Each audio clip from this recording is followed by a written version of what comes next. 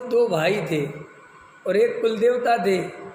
तो जो छोटा भाई था वो उसी कुल देवता बाहर रखे थे बगीचे में, तो वो कुल देवता पे जाके वही बाथरूम करता था, बिल्कुल उसी पेड़ पे, ख्याल में है ना।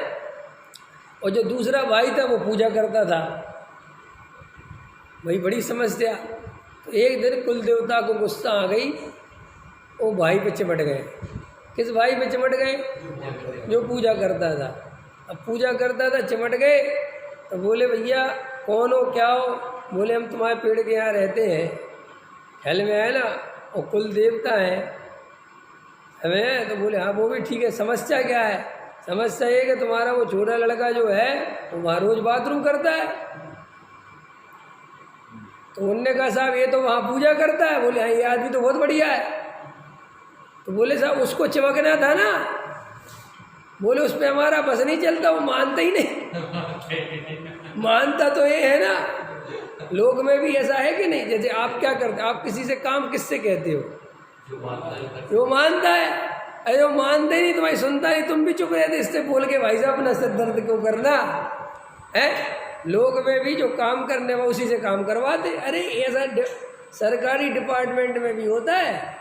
वहाँ जैसे 20 आदमी है ना, तो उसमें से 5 काम करने वाले होते हैं, फिर 15 तो गप्पी होते हैं। गवर्नमेंट जानती भी है, क्या करें? तो वो बार बार जो भी काम होगा उन 5 को दे देंगे, वो करते रहते हैं।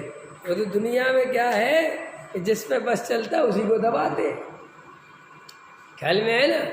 अपने इसलिए भाई स्वाध्याय, इसलिए मैं क्यों कह रहा हूँ ये पॉइंट, कि जो लोग स्वाध्याय नहीं करेंगे, तत्वाभ्यास नहीं करेंगे, स्वाध्याय से दूर भगेंगे, वे चाहे जितनी ताकत लगाते रहें, देवशास्त्र की भक्ति करते रहें, वे कभी भगवान की यथार्थ भक्ति पूजा नहीं कर पाएंगे। यथार्थ माने सच्ची पूजा भक्ति नहीं।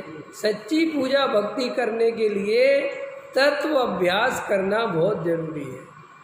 और जो लोग ये समझते हैं कि ये तत्व विचार स्वाध्याय करने वाले पर इतनी पूजा भक्ति तो क्यों नहीं करते, इसलिए नहीं करते कि उतनी जरूरत ही नहीं है जितनी तुम करते हो। नहीं समझ में आया? 3 घंटे भगवान के सामने खड़े रहने की कोई ज़रूरत नहीं है, क्योंकि भगवान के पास जाना क्यों है? पहले ये तो बताओ किस लिए जाना है। अपन भगवान के पास 3 घंटे खड़े रहो, काय मैं तो कहता हूँ 4 घंटे खड़े रहो और आधे घंटे खड़े, काय के लिए खड़े होना पहले नक्की करो। 3 घंटे खड़े होने से भगवान के पास मेरा अच्छा हो जाए, इसलिए कोई मान्यता से खड़े हो तो अच्छा होगा कि मिथ्यात्व का सेवन होगा।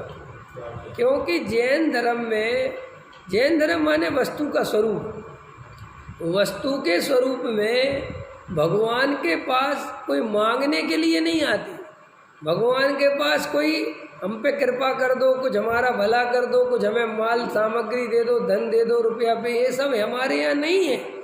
तो अपन भगवान के पास क्यों आते हैं? भगवान के पास सिर्फ इसलिए आते हैं कि हे जिनेंद्र भगवान, आपने इस जगत से मोह तोड़कर जगत का स्वरूप समझकर अपने स्वरूप में समा गए। आपने वस्तु स्वरूप को स्वीकार कर लिया, आप अपने चैतन्य में रम गए। आप सारे जगत को जानते हुए भी राग देश नहीं करते, प्रभावित नहीं होते।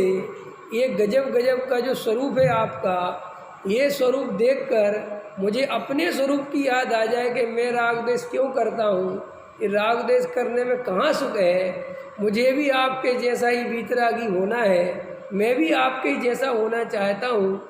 ये बात समझ लो, याद आए, इसके लिए भगवान के पास आते हैं। इसके अलावा और कोई प्रयोजन भगवान के पास आने का नहीं है। कि साहब लौकिक सामग्री, अरे यही तो जैन धर्म समझा रहे हैं, इष्ट अनिष्ट न कोई जग में। यही तो समझा रहे वस्तु स्वरूप में कि भाई कोई भी पर पदार्थ न इष्ट है और न अनिष्ट है, और तुम भगवान से फिर भी वही मांगने में लगे हुए। लोग ऐसा कहते, ठीक है भगवान की तो बात ठीक है, लेकिन बढ़िया माल तो मिलेगा, तो भी मिथ्यात्व कब छूटेगा? जो संसार में सुख बुद्धि रखेगा, जो संसार में सुख मानेगा, वो जी मिथ्यात्व नहीं तोड़ सकता कभी 3 काल में। क्योंकि मिथ्यात्व तोड़ेगा क्यों? उसे संसार के पर पदार्थ अच्छे लग रहे हैं, तो वीतरागी भगवान से भी उसी कामना से लिया ना सब। जो विधान करा रहे हैं लोग हमारी तरह, लोग क्या सोचते हैं कि साहब अपन विधान करा रहे हैं तो साहब ये तो बढ़िया बात है, लेकिन वो किस अभिप्राय से करा रहे हो वो तुम्हें खुद ही जानना पड़ेगा।